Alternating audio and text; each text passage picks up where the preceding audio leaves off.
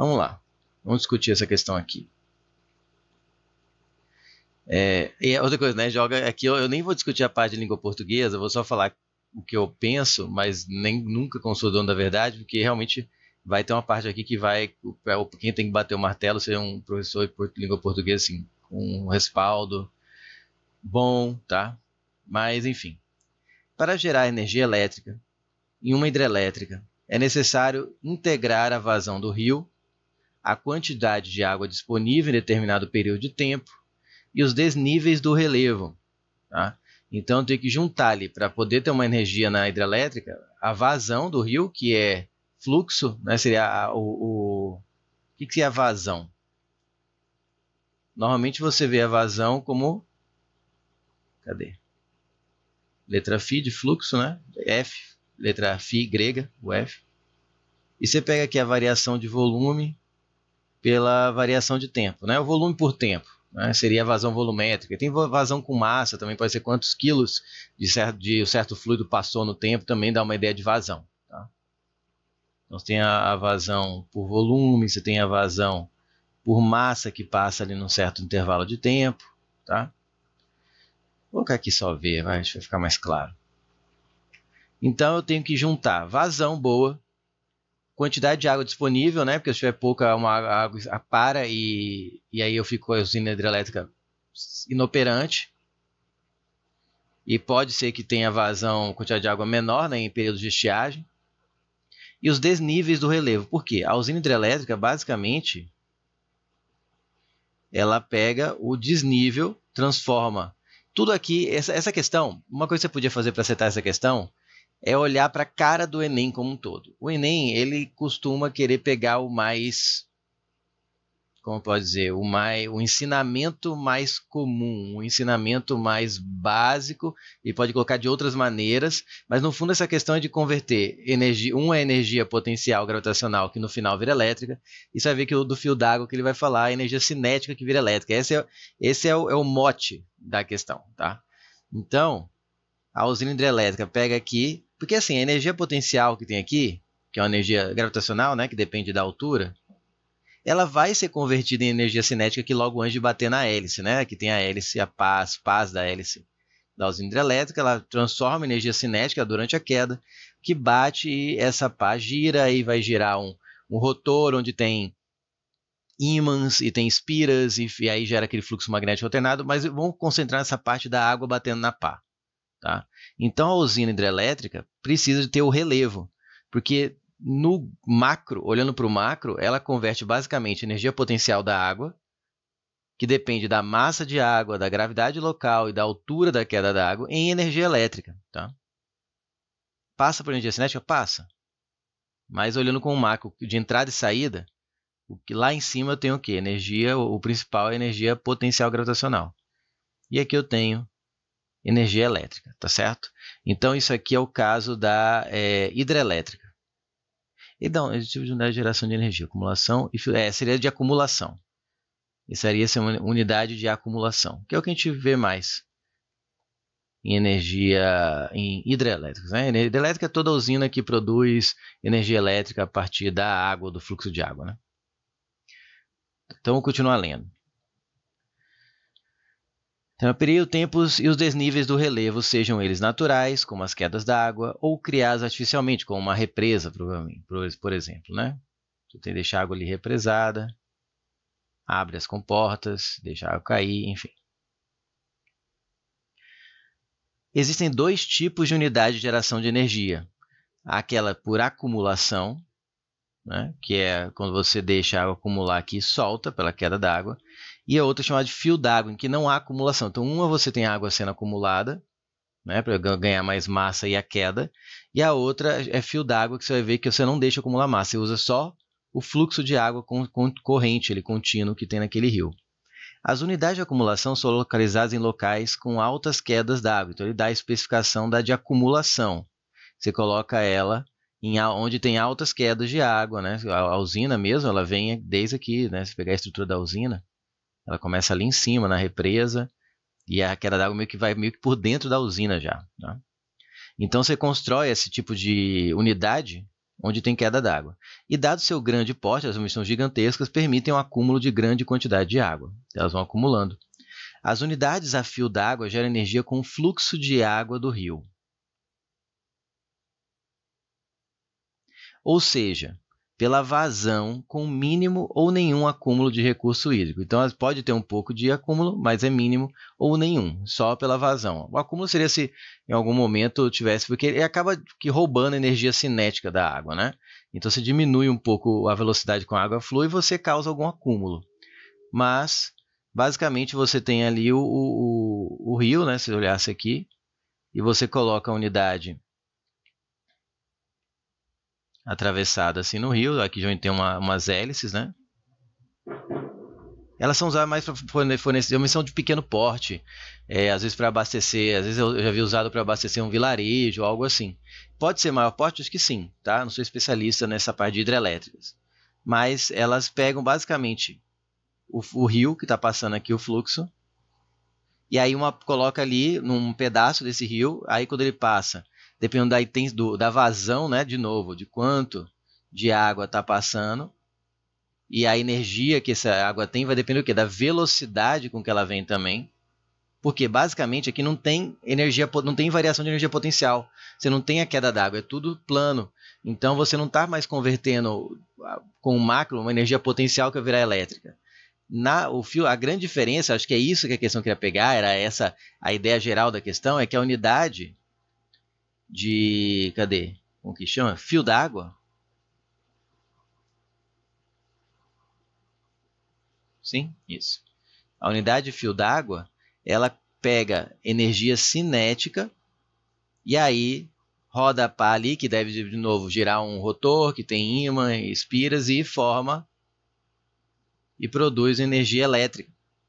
Então aqui, enquanto aqui vem do MGH, você depende da massa de água, da gravidade, da altura, já nesse caso do fio d'água, ela vem da energia, principalmente da energia cinética da água, que é mv² sobre 2. Ou seja, que também depende da massa da água e depende principalmente da velocidade da correnteza, da massa e da velocidade. Então vamos lá, vamos terminar de ler. Em uma região existem rios com potencial para geração de energia. Tá bom. No intuito de construir uma unidade de fio d'água, então aqui o foco é de fio d'água, então há um contraste ali entre energia potencial e energia cinética, né? Ele quer esse antagonismo, de certa forma, ou esses dois valores, né? Deve-se comparar as características desses rios, né? Para escolher, então eu vou olhar para um rio e vou olhar para o outro. Qual que é melhor para o fio d'água? Qual é aí ele pergunta, a principal grandeza física desses rios? Eu vou olhar vários rios que deve ser observada. Qual é a principal para eu escolher para o fio d'água? O que ele tem que ter que é mais importante? Tá? Os dois trabalham com a ideia de fluxo, só que a grande diferença é que um converte basicamente a energia da altura, da queda d'água, e o outro da velocidade do rio. Tá? Então esse é o antagonismo que já leva para a letra A, né? Que fala que a principal grandeza que eu devo desses rios que deve ser observada é a velocidade de correnteza maior. Beleza, quem tem a maior, se eu pegar vários rios e eu não ligar para a queda d'água, ligar só para a parte plana, o que tiver a maior velocidade de água, a princípio é o melhor, porque a energia cinética é a energia da velocidade. Mas tem que lembrar que a massa também é importante para a energia cinética. Tá? Então, se eu tenho um rio muito rápido, mas que passa um filetinho de água a 100 por hora, e um que passa um riozão a 50, a massa também pesa. Tá? Estou exagerando, estou chutando as velocidades, gente. Tá? O rio está a 100 por hora, mas estou chutando as velocidades. Então, assim, não é só a velocidade, mas é o principal. Aí, isso que eu não gosto do Enem. Aí vira essa filosofia. Aí vira aquela discussão de sexo dos anjos. Desculpa, mas... eu gosto mais um pouco. Eu sei que o mundo não é preto e branco, mas então podiam deixar um pouco próximo disso, já que é uma prova de vestibular para alunos que estão começando para ir para a vida universitária. Mas beleza, aí também é filosofia minha. Então, a letra A. Então, o que eu estou dizendo aqui é para você ganhar seu ponto. O Enem mostrou na questão que ele quer essa discussão sobre velocidade e altura. Velocidade e altura. Então, a velocidade está com grandes chances de ser realmente a questão correta, de ser o que ele chama de principal, tá? Porque ele jogou todo o texto em torno dessa não é dubiedade, essa não é duplicidade, esses dois valores, né? Cada um tem o seu principal ator ali, né? A altura para de acumulação e a velocidade para de fio d'água, tá? Vamos analisar as outras, deixa isso aqui em stand-by. Deslocamento vertical do relevo maior. Isso aqui a gente acho que era a primeira que todo mundo ia anular, porque ela trabalha bem em cima da divisão aqui desse texto, que era acumulação e fio d'água. E deslocamento vertical está diretamente ligado à acumulação. E ele quis falar do fio d'água. Então essa aqui acho que é a primeira. Essa aqui acho que ninguém marcou. Quase ninguém deve ter marcado a letra B quando fez a prova. Porque isso aqui você olha para a outra unidade. Agora começa aqui, ó. Área de seção transversal do leito menor.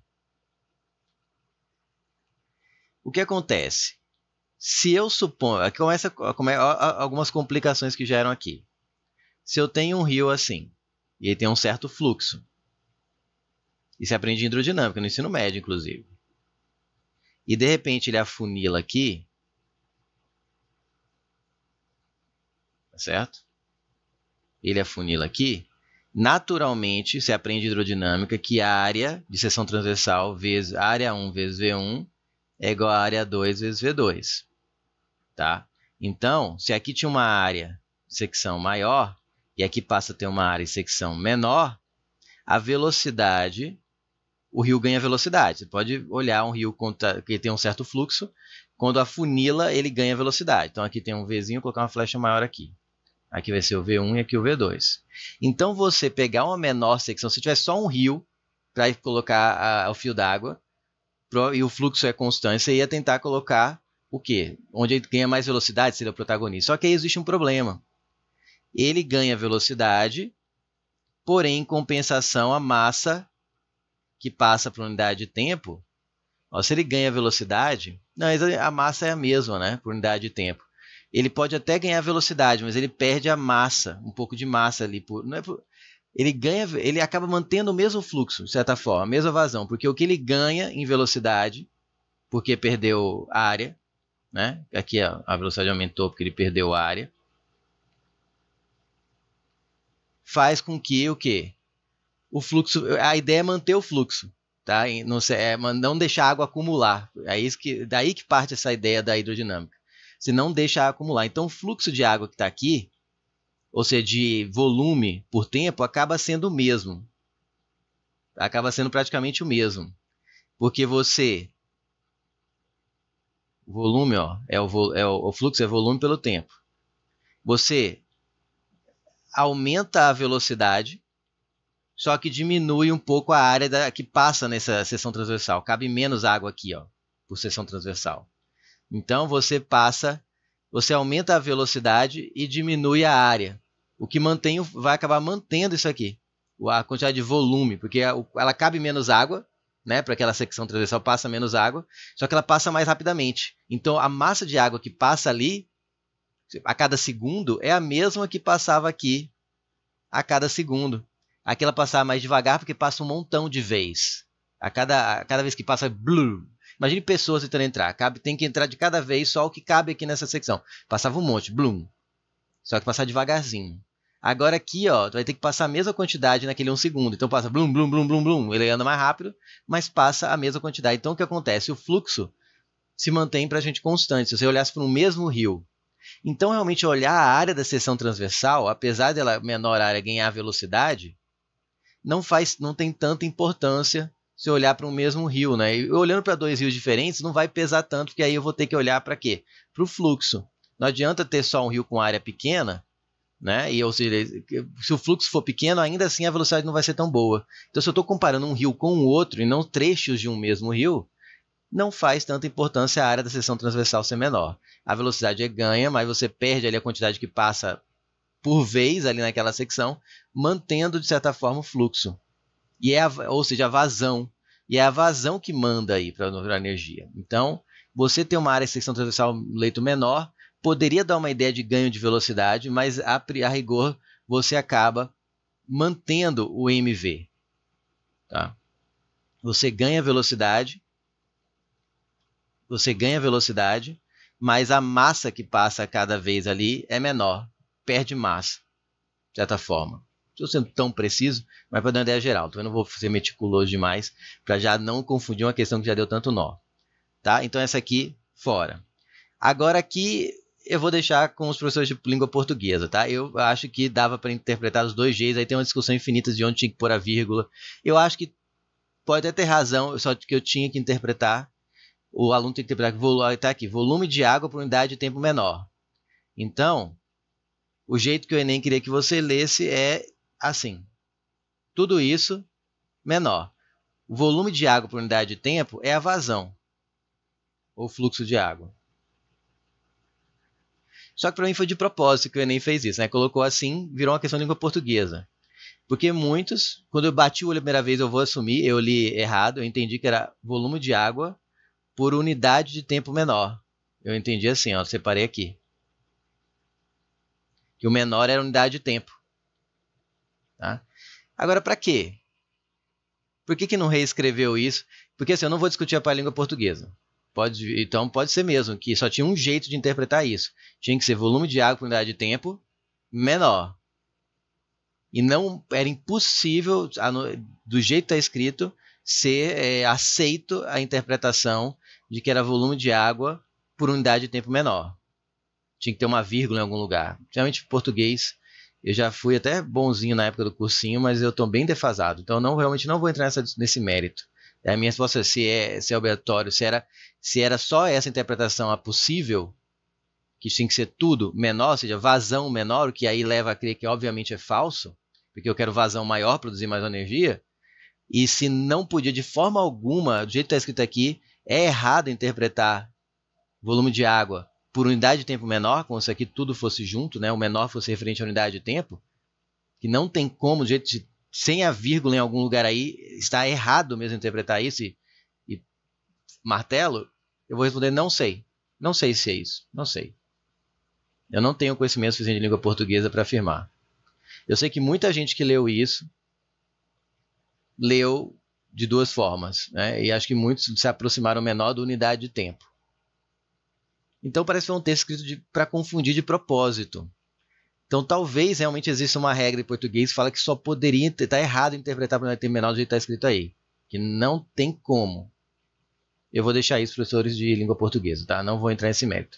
Eu vou entrar no mérito de como você escapava dessa armadilha, dessa areia movediça aí, olhando para a letra E. A letra E falava quantidade de massa de água por unidade de tempo menor. Se você, mesmo que você tenha interpretado unidade de tempo menor, né, que o menor era só para unidade de tempo, o que faria dar um fluxo maior, né? Eu nem falei isso, né? Porque se eu pego um volume de água e faço ela passar em menos tempo, né? Se eu diminuo o tempo, né, mantendo o mesmo volume, eu aumento o fluxo. Se eu pego aquele volume e empurro ele passar mais rápido, o fluxo está aumentando. E se o fluxo aumenta, aumenta aí a massa de água, aumenta a velocidade com que ela passa. Eu estou empurrando, ele está passando em menos tempo. E o que geraria mais energia, sim. Então a D e a E seriam respostas se você interpretar. Só que aí teria duas respostas além da letra A. Então assim, eu quero que você tenha essa malícia no dia. Se você percebe que a letra D e a letra E, pela sua forma de interpretar qualquer uma das duas, né, que parecia essa resposta, que entendeu que o volume de água por unidade de tempo menor, e você achou que era unidade de tempo menor, então faria uma vazão maior. E você vê a letra E que fala a mesma coisa, só muda volume para massa, mas as duas estão falando a mesma coisa, o que faria a alternativa, se você acreditou, se você interpretou que o menor é por unidade, que ela para a expressão unidade de tempo, você teria automaticamente D e E verdadeira. Então nessa hora tem que tocar seu alarme de perigo. Eu devo estar caindo em alguma rasteira, eu devo estar interpretando errado, eu devo estar lendo o português errado. Então eu vou focar aqui em como você escapar da rasteira. Não vou entrar na discussão da língua portuguesa aqui.